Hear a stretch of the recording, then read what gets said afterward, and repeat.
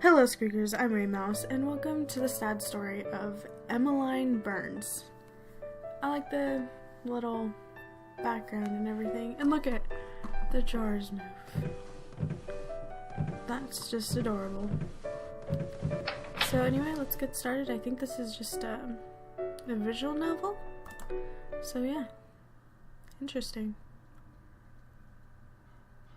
My name is Toma Andrews, and I am a victim of identity theft. Oh, that sucks. It's all Aunt Catherine's fault, of course. Most things... Can't even speak today. Most things are, according to Mom. Stealing Mom's favorite dress when they were both schoolgirls was bad enough. But stealing the name of her first and only daughter? Now that's a low not many of us can sink to within our lifetimes. My name was supposed to be Amelia. My mom has always loved the name Amelia, though I don't know why. She wanted to call me Amelia if I was a girl, and Thomas if I was a boy, after her father. Then Aunt Catherine ruined everything.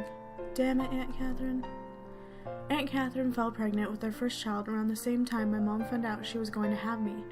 Their due dates were also very similar, only a few weeks apart. Though Mom and Aunt Catherine have never been particularly close, they spent more time together during their twin pregnancies than they had done over the last decade.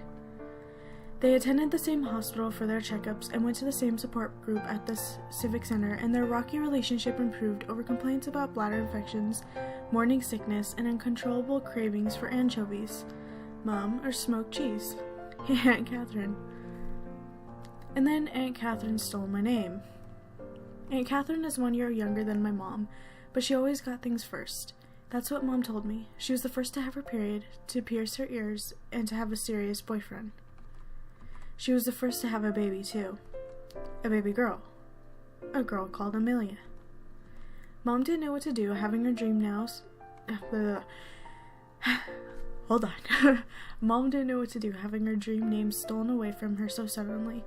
She had a half mind to confront Aunt Catherine about it, but didn't in the end. She'd only just begun to repair her relationship with her sister, and she didn't want to ruin it. Well, good for her. But she was still annoyed. She still is. Mom could have called me Amelia anyway, but the name didn't feel special to her anymore. Not when Aunt Catherine had used it.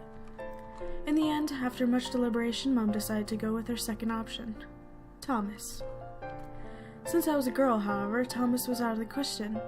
Was there a female variant of Thomas then? Thomasina?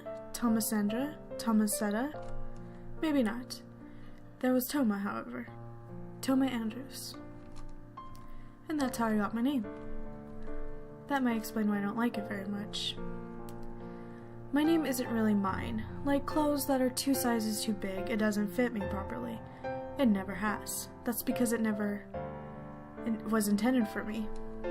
If I had been called Amelia, would my life be any different? Would it change who I am? I don't know, because I've never been an Amelia. I'm just Toma. The weird girl with the weird name. I kinda like it. And my name isn't the only weird thing about me. Ever since I can remember, my mom has been obsessed with family history. She says it's like playing detective, peeking back into the past with only fragments of information trying to find the truth. Mom told me... Oh, sorry. Mom took me to the library with her when I was small, so she could keep a watchful eye... Oh, God, I cannot speak to you. I apologize. Mom took me to the library with her when I was small so she could keep a watchful eye over the little blonde head while she delved into the annals of our family's long-lost history. There she would spend hours and hours searching through the online databases and old archives on the hunt for articles about the Spencers or the Kendalls or the Lintons or the Becketts or the Bradfords. Fortunately, our family used to be pretty rich back in the day. Mom says it's almost a lot easier to research your family tree if you come from a wealthy background. There are more records kept on the comings and goings of the rich as opposed to street beggars and paupers. That's probably because of the memory. Or the money. God damn it. As soon as money is involved, people will pay attention to you. It was like that back in the 1700s, and it's exactly the same now. I remember that the floor of the library was hard, covered in a dark green carpet that was uncomfortable and scratchy, and the walls were a dull gray like the concrete blocks in a multi-story car park. Though Mom got me a library card, I always got bored within the first half hour or so. There are only so many times you can reread volumes of Goosebumps. Oh my god, I loved that series actually. Despite these inconveniences, however, I still found the stories Mom would tell me about my long-dead relatives interesting. The stories sounded like they came from the pages of a book, not real life, not history, my history. There were stories about my great-great-granddaughter. Oh my god, I need freaking glasses, I guess. There were stories about my great-great-grandfather, Zachary Kendall, who used to be a priest, but was fired from his post after he physically assaulted a member of his congregation while drunk on Christmas Day. Jeez. There were stories about my great-great-great-grandmother, Maribel Spencer, who ran away from home at the age of 15 to marry her middle-aged piano teacher, Roger Beckett. There were stories about my great-great-great-great-aunt, Rose Bradford, who was rumored to be a witch, and she claimed she could cure any ache or illness with a sprig of holly. I don't know why, but these stories my mom told me of unknown people from unfamiliar times always resonated with me. Maybe it was because they weren't fictional characters or celebrities, but real people, my family, part of me. I wouldn't be alive right now without Zachary Kendall, even if he did beat up a member of his congregation, and I wouldn't be alive without Maribel Spencer, even if she did have a thing for older men who could play a semi-decent Fur-Elise. In a way, I owe them. I owe them a lot. I suppose what they say is true. Blood really is thicker than water. And speaking of blood, the local library wasn't the only place my mom's investigations led her. Oh no, that was just the tip of the iceberg. She used to take me to cemeteries a lot. Not just the cemetery borrowed by All Saints, but cemeteries all across Lincolnshire, and sometimes even farther afield to Yorkshire or Leicestershire.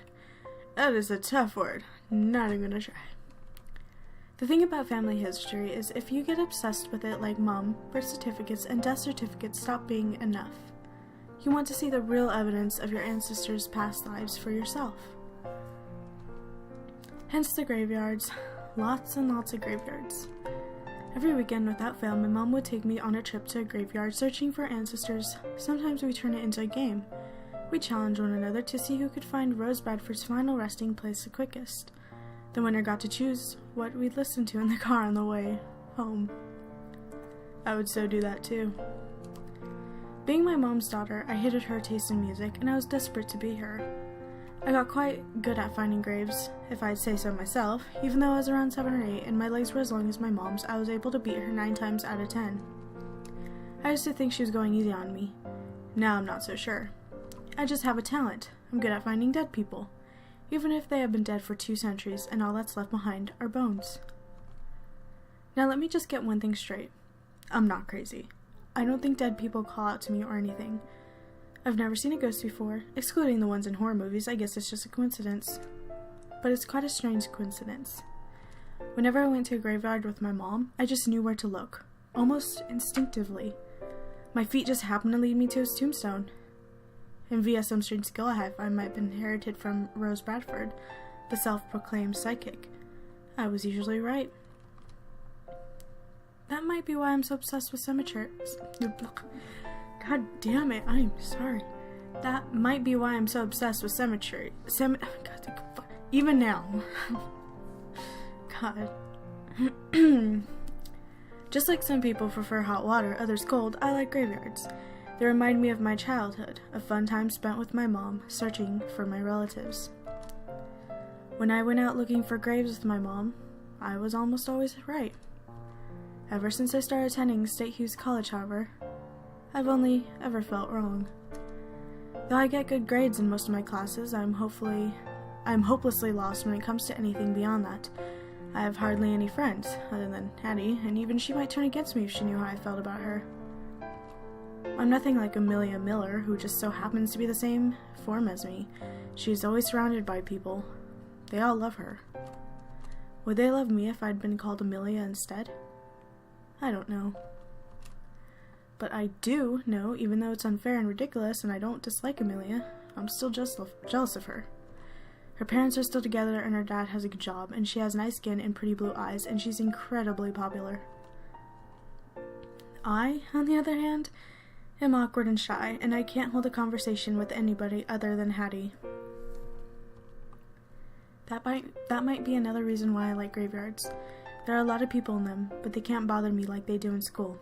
They're dead, and that's perfectly fine by me. As the saying goes, dead men tell no tales. They only leave tales behind, which we can examine as we see fit. That's why I came to borrow by All Saints this Friday instead of catching the bus to go to school. I just wanted some time off. A few moments where I can stop myself, person I never liked. If only I had been born as an Amelia.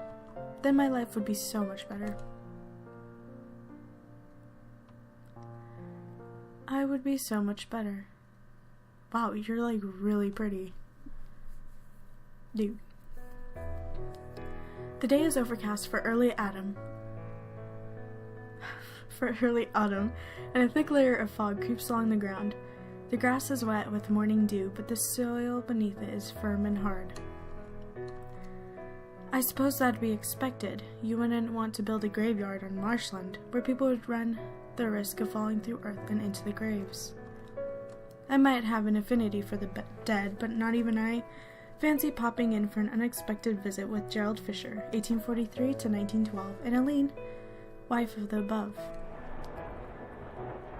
It's too cold. The wind snakes down my spine and I shiver. It isn't a rough wind, though. Instead, it's soft, brushing past my cheeks and through my hair in an almost apologetic manner. The leaves on the trees are dark green, some already turning red and yellow, but the sun in the sky is obscured by clouds, so everything looks gray. My feet crunch over the stray leaves with every step I take, but that's the only sound I can hear. I freaking love the sound when you just step in like crunchy leaves. It's the best. Just me, the wind, and the leaves. Oh my god, what are you talking about? Wow. You're super pretty. As I walk through these well-trodden paths, I pause, examining each tombstone that catches my interest. There's something strangely inviting about these old slabs of stone, almost as though they're greeting me. And why wouldn't they? I come here often enough, they should know me by now. Dude, I'd kill for purple eyes, but you know, that's just me. Sorry. Any other mother would probably find their only daughter's obsession with graveyards unsettling. Fortunately, my mom is just as weird as I am, so she doesn't question it. She must know my love of graveyards is all her fault. I nod my head in recognition as I pass each tombstone. Alistair Doncaster, Irene Douglas, Charlotte Draper, Dorn Hughes, Abel Johnson, excuse me, Genevieve Parsons, and Aubrey Wedgwood. I wonder about these people reduced to nothing more than names and bones. What lives did they lead? Were they happy, sad, or merely bemused by all the coincidence which led them into being? For Alistair Doncaster, that happened in 1879. For Irene Douglas, it was 1894. What was the world like back then, when these people were alive and their footsteps, not mine, crunched the leaves and fell firmly against the compacted earth? I don't know. It's hard for me to imagine it. As I walk through the graveyard like Alice sinking into Wonderland, a heavy thought suddenly strikes me. What would it be like if I was already dead? That would be not good to think about. I close my eyes, the cold wind blows across my cheeks, and I swear I can almost smell it. The earth in my nostrils, the scent of decay. Ah. What was that sound? It was almost like a footstep, but that can't be. I'm the only person here after all. At least, I thought I was. Not anymore. A young girl stands there. Oh, I got an achievement. Her arms held by her sides, her eyes wide and blue. Her hair is loose, light brown, her fringe cut just above her eyebrows. She wears a white dress, long and modest, which falls to her ankles. Wow, she's pretty as well. Her dress is comprised of a number of layers and looks like something that belongs to another era, another time, in England when Queen Victoria was on the throne, and the horse and carriage was still the main way people got out, and it was socially acceptable to wear bonnets in public. She looks like nobody I've ever seen before, except characters in period dramas. There's something so unrealistic about her appearance, I can hardly bring myself to believe that she's really real. Maybe that's why I'm doing something I rarely ever do. My curiosity unsticks my throat, and I find myself asking her a question.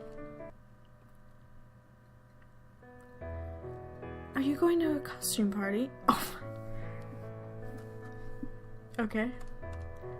Are you referring to this old thing? That dress doesn't look like some old thing. It's expensive, right? I believe it was rather dear when Father first purchased it. Now, however,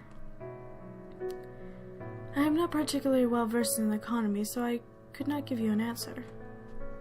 Father? What kind of girl calls their dad father? Actually, some people still call their, dad's father. It's either dad, daddy, or father. Maybe I'm just biased because my dad vanished before I was Maybe I'm just biased because my dad vanished before I was even born. Mom told me he couldn't cope with the commitment, which was quite funny really because he had no qualms about commitment when he asked me to sleep with him. But Father sounds far too dated. And I haven't even touched on the other stuff, she said. Oh, The girl smiles. Her face remains pale and does not flush, but I can imagine blood coursing beneath her cheeks all the same. She gives the impression of blushing, even though she does not. I suppose most people would use dad nowadays. Forgive me, I am not familiar with such a phrase, and it sounds quite peculiar to me. And the plot thickens. My questions only seem to invite more questions, and I might find myself drawn towards the strange girl despite myself. I want to know who she is. I want to understand her. And we will know that in the next video. Alright, Squeakers, that's all we have today. I'll see you next time in the sad story of Emmaline Burns. Goodbye.